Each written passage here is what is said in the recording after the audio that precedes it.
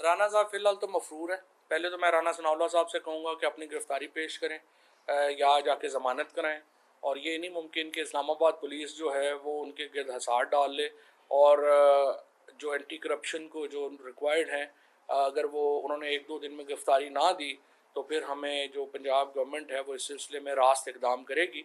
और वफाकी जो पुलिस है उसको चाहिए कि राना सनाउल्लाह को फ़ौरी तौर के ऊपर पंजाब की एंटी करप्शन डिपार्टमेंट के हवाले करे और दूसरी सूरत में वो ज़मानत लें। राना सनाउल्लाह जो है वो मुझे लगता है यही है कि जो हालात जा रहे हैं वो ये मार्च कंट्रोल करने के लिए अवेलेबल नहीं होंगे हुकूमत को, उन्हें लाहौर में वक्त गुजारना पड़ेगा। नवाज़ शरीफ की गुफ्तगू आज जो है वो उन्होंने कल रिकॉर्ड की है, आज एडिट करके उसको चलाएंगे। ज़िंदगी में वैसे नवाज़ शरीफ साहब ने ना कभी बराह रास्त बात की है, ना कभी इंटरव्यू दिया है।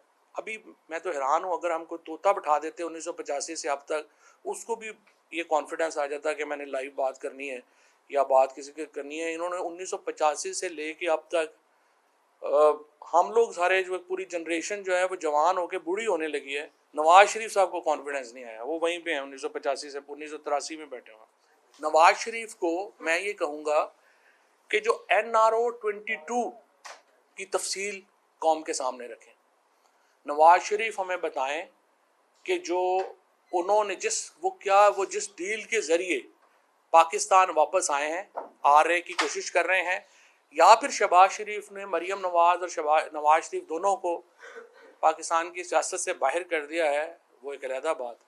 लेकिन अहम बात यह है कि ये बताइए कि जो डील जिसकी कुछ तफसीलात खुर्रम दस्तगीर और जावेद लतीफ़ ने यहाँ पे हमारे सामने रखी हैं, आज नवाज शरीफ को चाहिए कि उस NRO 2022 की जो डिटेल्स हैं वो हमारे सामने रखें और हिम्मत करें किस तरह से उन्हें 1100 अरब रुपए के मुकदमे जो हैं उसमें जरदारी और नवाज शरीफ को रिलीफ दिया गया है। हम पूरी दुनिया में अभी जो गए हैं, बिलावल भुट्टो साहब, अपना खर्चा कोई $1 मिलियन से ऊपर है और जर्मनी से $1 मिलियन की इमदाद में लिया, उसी के ऊपर दांत नहीं अंदर हो रहे और वो लेके आ गए हैं। $1 मिलियन मिला है जर्मनी से इन्हें, जो पाकिस्तानियों ने वहाँ पे अमेरिका के पाकिस्तानियों ने इससे दुगना जो है वो इमरान खान की टेलीथॉन में दे दिया था यहाँ बैठे हुए। तो असल बात यह है कि हमें ये तफसील दें कि कैसे उन्होंने ये NRO 2022 हासिल किया, उसके लिए नवाज शरीफ ने और PMLN ने क्या क्या जो है वो दिया और उसके बदले में उन्होंने जो लिया है वो तो हम देख रहे हैं। मरियम नवाज शरीफ का केस हुआ, एवनफील्ड अपार्टमेंट्स का। जो नैब का वकील है वो प्रोसिक्यूशन के वकील से कहीं ज़्यादा बेचारा जो है वो परेशान है कि कैसे हो कि मरियम नवाज को मैं ये बेल लेके दूं और ये केस जो है वो ख़त्म कराऊं। जज साहब ने उन्हें पूछा कि आपने कोई इन्वेस्टिगेशन की एवनफील्ड की? उन्होंने कहा जी हमने तो इन्वेस्टिगेशन ही नहीं की। उन्होंने पूछा कि जनाब कोई एविडेंस है आपके पास? उन्होंने कहा जी कोई एविडेंस नहीं। सो पूरा हमारा जुडिशल सिस्टम बिठा दिया है इस NRO 2022 ने। होता क्या है कि एडवर्सरियल सिस्टम है पाकिस्तान में, एक वकील मुल्ज़म के हक में दलीलें देता है, दूसरा वकीलों उसके खिलाफ केस जो है वो पेश करता है। यहाँ पे जो मुखालिफ वकील है वो भी खुद मुल्ज़म अपॉइंट कर रहा है। अब यही ड्रामा कल FIA की कोर्ट में हुआ, जहाँ शहबाज शरीफ और हमजा शहबाज के 24 अरब रुपए का केसेस जो हैं वो पेंडिंग है। 14 अरब रुपए का एक केस पेंडिंग है, 10 अरब रुपए का एक केस पेंडिंग है। और ये मैं आपको पहले भी, मैंने पिछली दफ़ा भी बात की थी, ये जो 24 अरब रुपया है या ये इनके जो एवनफील्ड अपार्टमेंट्स हैं, या हसन नवाज ने जो $100 मिलियन का अपार्टमेंट जो है वो लिया, उस पर भी मैं 1 मिनट में आ रहा हूँ, जो नैब ने बात की। ये वो पैसा है जिसका हमें पता है, पाकिस्तान के लोगों को तहकीकात में पता चल गया है कि ये पैसा इन्होंने चोरी किया है। लेकिन वो पैसा जिसका हमें पता नहीं है, जिसके लिए हमें एक और पैनामा पेपर स्कैंडल की दुआ करनी चाहिए कि कोई दुनिया में एक और बंदा कोई निकले जमा मर्द जो इस तरह की इंफॉर्मेशन जो थर्ड वर्ल्ड मुल्कों के हुक्मरानों ने जो चोरी की हुई है उसको एक्सपोज करने के लिए कोई और मर्द हुर निकले इसी तरीके से, और हमें पता चले कि इन्होंने और क्या क्या प्रॉपर्टीज़ बनाई हुई हैं, कहाँ कहाँ पे बनाई हुई हैं, जिनका हमें पता नहीं है। इसी तरह से UK में ये जो पॉलिटिकल एलीट है हमारी, इसकी जो सारी इन्वेस्टमेंट्स हैं वहाँ पे हैं, कितनी हमें पता है, कितनी नहीं पता। इनकी जर्मनी में कितनी है, इनकी फ्रांस में कितनी है। सरे पैलेस आपके सामने हुआ, जरदारी साहब ने कहा कि हमारा ऐसे कोई ताल्लुक ही नहीं है।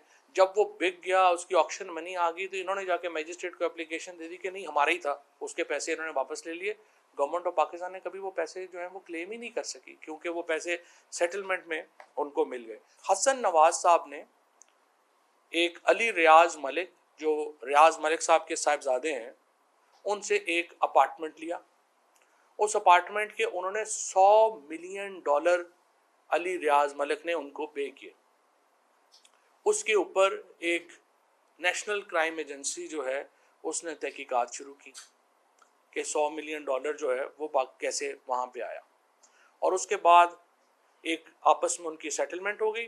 सेटलमेंट में आके उन्होंने वो पैसे जो हैं, वो जो सुप्रीम कोर्ट का हुक्म था पाकिस्तान में, उसको भिजवा दिए और उसकी कंडीशन ये दी कि इसको आप डिस्क्लोज नहीं करेंगे जो भी हमारी डिटेल्स हैं उसमें। अब हुकूमत जो पार्ट है रियाज मलिक साहब वाला और अली रियाज मलिक का, वो तो बार बार ये बात कर रहे हैं। हमें ज़रा नवाज शरीफ और शहबाज शरीफ और आज जो प्रेस कॉन्फ्रेंस है उसमें मरीम नवाज या नवाज शरीफ बताए ना, हसन नवाज के वो क्या अपना वो किस रॉयल फैमिली का पड़पोता है कि वो $100 मिलियन जो है वो अपार्टमेंट, एक अपार्टमेंट के जो है वो ले रहा है।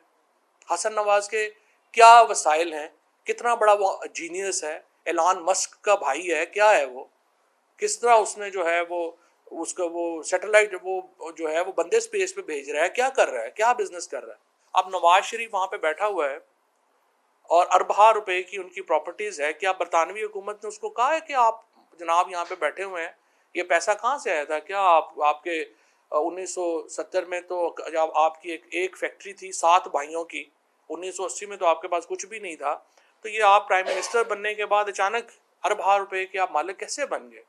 उनको क्या ज़रूरत है, वो तो नहीं पूछेंगे, उनके तो पैसे वहाँ पे आ रहे हैं। अब इसहाक डार तो नहीं बात करेगा कि जनाब जो इलीगल पैसा है वो पाकिस्तान को वापस किया जाए, जिसका अपना पैसा सारा जो है वो बाहर पड़ा हुआ है। और इसहाक डार साहब की अपनी हालत इस वक्त ये हुई है, ये परसों उन्होंने कह दिया कि वो हम मूडी को देख लेंगे। वो मूडीज़ था जिसने हमारी जो डाउनग्रेड किया पाकिस्तान का डेट सिनेरियो। वो इसहाक डार समझे थे कि वो नरेंद्र मोदी कह रहा है, उनको ये भी नहीं पता था। उन्होंने कहा मूडीज़ को मैं देख लूँगा, बाद में उनको ख्याल आया कि मूडीज़ को देखना ज़रा मुश्किल है। तो ये तो इनकी इस वक्त जो है हालत है। इकॉनमी के ऊपर तो मैं अभी जा ही नहीं रहा, जो उसके हालात है, जो इस वक्त जो सिचुएशन है। बहरहाल मैं ये समझता हूँ कि आज जिस किस्म की सिचुएशन है, इसमें सिवाय इसके कि हम हकीकी आज़ादी मार्च की तरफ बढ़ें और हल नहीं। अब हकीकी आज़ादी मार्च की जो डेट है वो मैं आपको सिर्फ एक चीज़, बहुत सारे जो हमारे दोस्त हैं उनकी क्लैरिटी के लिए बताना चाहता हूँ कि हकीकी आज़ादी मार्च में इस्लामाबाद की तरफ आना एक इवेंट है। ये एक फैला हुआ इवेंट होगा जिसकी तफसीलात बड़ी जल्दी इंशाअल्लाह ताला उम्मीद है कि अगले चंद दिनों में ही आपके सामने आ जाएंगी।